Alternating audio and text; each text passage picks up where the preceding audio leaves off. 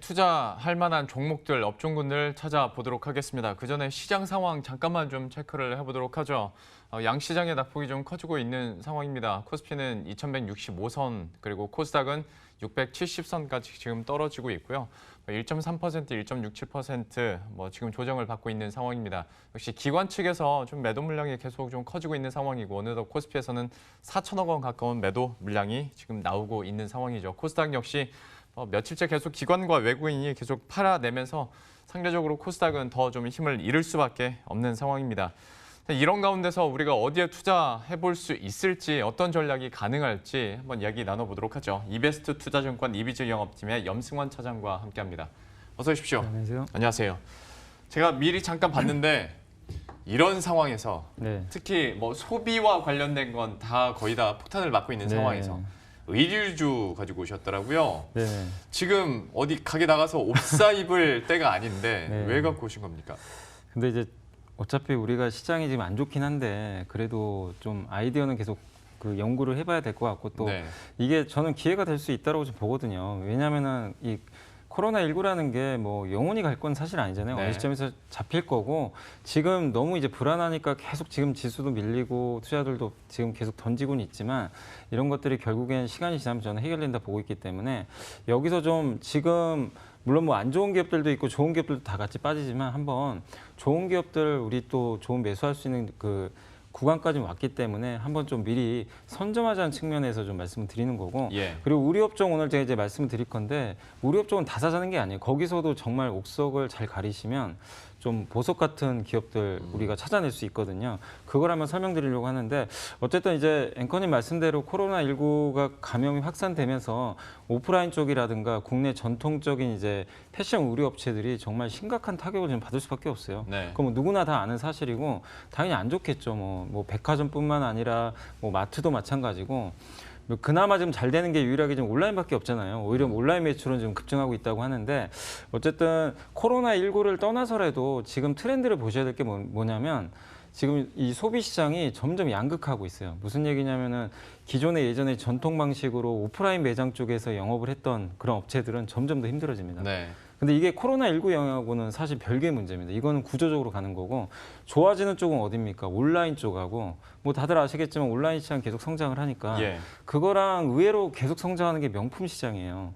맞아요. 명품은 그러니까 이 밀레니얼 세대들이 사실은 이제 집을 산다거나 이런 거를 사실 어떻게 보면 좀 포기를 많이 한 상태고, 집값이 워낙 올라가다 보니까 합리적인 소비보다는 그냥 지금 있는 내가 버는 소득 내에서 최대한 가장 가치 있는 상품을 내가 구매를 하겠다. 플렉스 한다고 그러죠. 네, 맞아요. 플렉스 한다는 그런 표현들 많이 하는데, 명품을 사는 데는 돈을 아끼지 않습니다. 그러니까 이게 정말 다들 이상하게 들릴 수 있는데 오히려 패스트 패션이라 그러죠. 우리가 흔히 말하는 중저가형 그런 것들도 요새 판매가 잘 안 됩니다. 예전만큼.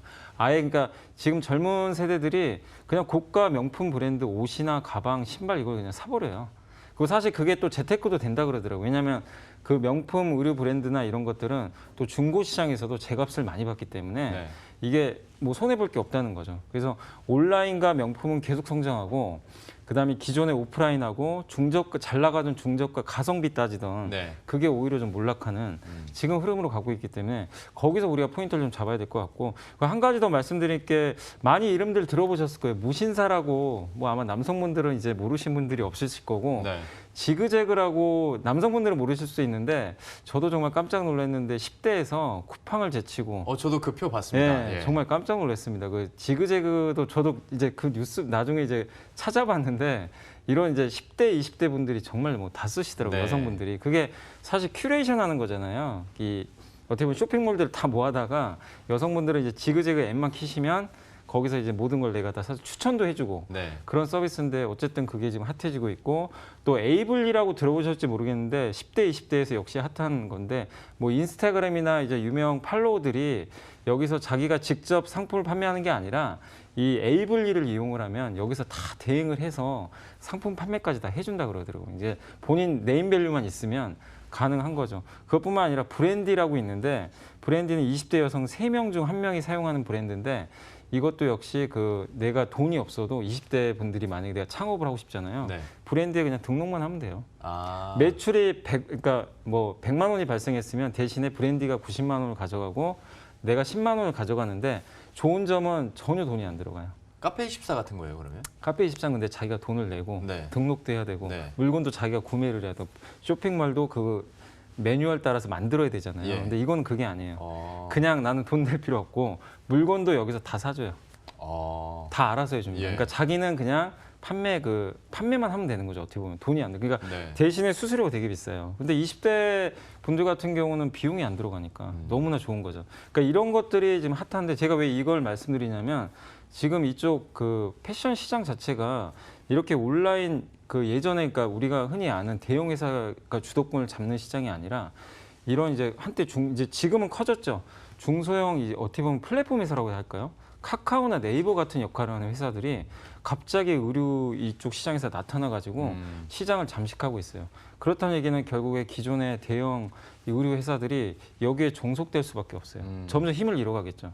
그러면 결국에 온라인 시장은 점점 더 커지고 온라인 매출 비중이 높은 기업들은 훨씬 좋겠죠. 좋은데 오프라인 비중이 높은 기업들은 점점 힘들어지고 그리고 아까 말씀드린 대로 무신사 같은 데는 또 명품 브랜드도 이제 취급을 한다고 하는데 명품 시장까지도 이런 것들이 이제 장악을 할 수가 있기 때문에 결국 우리가 여기에 특화된 기업으로 이제는 좀 의류회사들, 그러니까 의류회사들 갖고 계신 투자분도 많이 계실 거예요. 그래서 기존에 알던 그런 기업들보다는 좀 새로운 기업들, 명품을 갖고 있거나 온라인이나 홈쇼핑 매출 비중이 높은 기업 쪽에 저는 좀 투자할 때가 좀 됐다. 그래서 오늘 좀 옥석을 가려보자는 의미에서 코로나19랑은 좀 별개로 한번 좀 말씀을 드려봤습니다. 딱 들어봐도 그러면 대형 의류 업체가 나올 것 같진 않고 네. 최선호주는 그러면 어디를 보고 계신 거예요? 저는 이제 두 개인데 코엘 패션하고 SJ 그룹이라고 있어요. SJ 그룹은 좀 생소하실 거예요. 신규 상장한 지 얼마 안 돼가지고 먼저 코엘 패션을 많이 들어보셨을 거예요. 우리 그 홈쇼핑 같은데 보면 채널 키시면 그 남성이나 여성 그 언더웨어 있잖아요. 네. 푸마나 뭐 아디다스 이런 브랜드 달려가지고 판매하잖아요. 네. 그거를 이제 이 회사가 아디다스나 푸마의 그 라이센스 계약 한 2, 3년 맺어요. 브랜드만 빌려와가지고 제조도 안 합니다. 제조 다 아웃소싱을 해요. 외주 맡기고 자기네들은 이제 중간에서 어떻게 보면 이제 관리만 하고 홈쇼핑에 판매하는 역할만 하는 거죠. 근데 이제 영업력이 좋기 때문에 그 브랜드 라이선스를 다 따오기 때문에 유명한 그 캘빈 클라인도 이번에 계약을 했었고 그래서 언더웨어 매출 비중이 높은데 이게 장점이 뭐겠습니까? 재고 관리도 용이하고 매장이 없기 때문에 돈 비용이 안 나가요. 그러니까 지금 같은 불황기에 오히려 그리고 또 코로나19 수혜주기도 하죠. 사실은 홈쇼핑에서 판매를 많이 하니까 그런 관점에서 의류업종 내에서는 가장 안정적이면서 꾸준히 성장하는 그런 기업이기 때문에 좀 대안주가 될 수 있을 것 같고요. 사실 저는 오늘 제가 말씀드리고 싶은 그룹은 그 기업은 SJ 그룹입니다. 예. 이 기업은 좀 생소하실 수 있는데 그 럭셔리 브랜드 중에 칸골하고 헬렌 카민스키라고 이거 들어보셨는지 모르겠는데 칸골이 럭셔리예요, 근데? 칸골도 약간 이제 그 스트리트 패션이죠. 네네. 그러니까 스트리트 패션이고 헬렌 카민스키는 이제 약간 럭셔리 브랜드인데 칸골은 이제 아마 많이들 아실 거예요. 그 스트리트 패션 중에 그 여기 캥거루 맡고 있는 거. 이게 사실 이제 그 예전에 그 영국 브랜드였죠. 영국 브랜드를 이제 그 라이선스를 받아가지고 이제 이걸 부착을 해가지고 이제 판매를 하는 건데 스트리트 패션도 제가 아까 잠깐 설명 못했는데 이 럭셔리 브랜드랑 마찬가지로 지금 계속 고성장하고 있더라고요. 특히 미국 쪽에서. 그러니까 스트리트 패션이라는 게 그냥 특히 남성분들이 많이 입는 브랜드예요. 그러니까 브랜드인데 그냥 후드티나 편하거든요. 예, 편하게.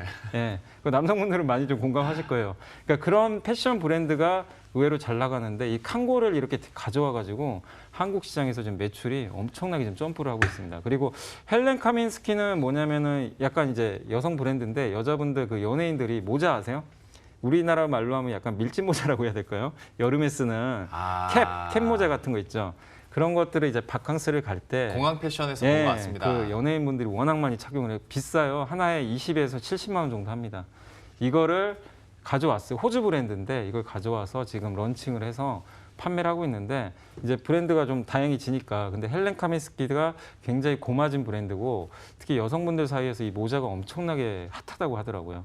그래서 이쪽에서 그 어떻게 보면 지금 업황과도 그러니까 의류 업황은 안 좋지만 이쪽 럭셔리 시장 성장하니까 그런 관점에서 좀 관심 있게 보시고 PER 5배밖에 안 됩니다. 고성장하는데 물론 지금 이 코로나 때문에 좀 빠지고 있지만 저는 좀 이런 기업들 담아야 된다 이렇게 좀 말씀을 드리겠습니다. 20, 30만 원짜리 밀짚 모자를 만들고 또 스트리트 패션에서 그래도 자리를 잡은 SJ그룹에 대해서까지 함께 살펴봤고요. 다음 종목군으로 잠깐 넘어가자면 이 시간에 계속 그래도 실적과 어떻게든 연관이 돼 있는 좋은 네. 종목들 계속 소개를 해주시잖아요. 오늘도 네. 준비하셨다면서요? 네, 그런 기업들이 장도 안 좋아도 덜 빠지고 하니까 계속 소개해드리고 이번 주엔 두 개인데 간단히만 설명드리면 토비스하고 한국카본인데 네. 많이들 뭐 내용들은 아실 거예요. 토비스는 이제 카지노용 모니터 만드는데 코로나19 때문에 뭐 카지노가 타격 받는다고 하지만 그건 별개 이슈입니다. 왜냐하면 이 회사는 카지노용 모니터를 만들기 때문에 근데 지금 전 세계적으로 복합 리조트 붐이에요. 이거 설비 투자를 많이 하고 2025년까지 전 세계 35개에서 35개 정도의 그 복합 리조트가 개발 계획 중에 있습니다. 결국 이 토비스가 이쪽에 지금 복합 리조트 들어갈 때 카지노의 모니터 쪽에서 점유율이 굉장히 높기 때문에 성장이 좀 기대되고 또 그거랑 별개로 차량용 디스플레이 아시죠? 거기 요즘에 디스플레이 안에 들어가는데 네. 그것도 납품을 시작을 했습니다. 그래서 새로운 성장 동력이 하나 확보됐기 때문에 관심 있게 보시고 이번 4분기 실적도 되게 잘 나왔어요. 좀 안타깝게도 시장이 뒷받침이 안 돼가지고 좀 주가 흘러내리는데 정말 싸고 좋은 가격에 좀 살 수 있는 기회가 왔다 이렇게 말씀드리고 싶고요. 두 번째는 한국카본 조선회사들 주가 안 좋은데 이 기업은 정말 최근에 주가 올랐거든요. 왜 그러냐면 LNG 이제 본행제, LNG 같은 경우 이제 액화 천연가스니까 기화된 그 가스를 액화 상태로 이제 얼려가지고 보관을 해서 이제 수송을 해야 되는데 그 열을 차단하는 게 바로 본행제입니다. 이거 세계 1등 기업이고 동성화이텍과 이제 경쟁회사인데 이 기업 같은 경우는 좀 재무적으로 굉장히 안정적이고 4분기 정말 깜짝 실적 발표했어요. 그래서 지금 주가가 좀 조금씩 올라가는데 올해는 실적이 더 좋을 것으로 보이고 조선업황 안 좋다고 다들 하시지만 유일하게 좋은 게 그거잖아요. LNG밖에 없어요. LNG, LPG. 근데 LNG 쪽에서 경쟁력을 갖춘 그런 세계 1등 본행제 회사니까 한번 한국카본도 이렇게 좀 시장 조정받을 때 좋은 가격에 잡아보시면 좋을 것 같습니다. 참 요새 어닝 서프라이즈 나와도 잠잠해요. 네. 예, 주목을 네. 못 받고 있는데 토비스와 한국카본 이렇게 들어봤고요. 마지막으로 다음 주 우리가 주요하게 봐야 될 일정들과 전략 세워주시죠. 네, 다음 주는 사실 큰 일정은 없고 이제 가장 주목하실 게 금통이잖아요. 다음 주 이제 27일 날 금융통화위원회에서 저는 금리 왠지 좀 내리지 않을까 싶어요. 지금 상황이 너무 안 좋잖아요. 그러게요. 코로나19 사태가 갑자기 좀 확산돼가지고 대통령도 지금 모든 수단을 강구한다고 할 정도로 아마 금통위 쪽에서도 가만히 있을 리는 저는 없다고 생각합니다. 그게 좀 계기가 돼서